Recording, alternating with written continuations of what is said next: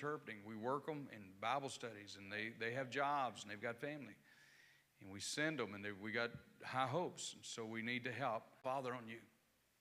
But tarry ye in the city of Jerusalem till you be endued with power from on high. Corinthians says there's about 500 people at that meeting. When you look at Corinthians, it says Jesus met with his disciples. 1 Corinthians 15:6, you don't have to pull it up. But it says he met with his disciples and about 500 more.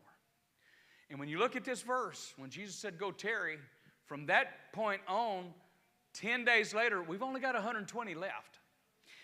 So it starts off at 500, and I don't know when they started leaving.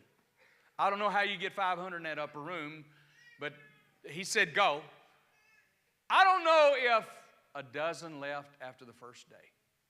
Well, it ain't happened yet. You know what? You need to learn to tarry in the Holy Ghost. You're going to have to learn to live on God's time. And sometimes tarrying in the Holy Ghost gets time out of you and lets God get in you. We got to manage time. Redeeming the time is the only thing we do besides God redeeming humanity. So we got to use time as a tool. Yes, you got to be a good steward of your time. You can't waste your time because you don't get it back. But here's the deal. Learn to tarry in the Holy Ghost.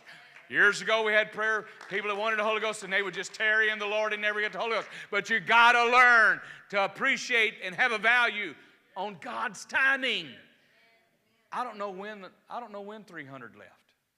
I don't know when 380 left. But they did. They walked.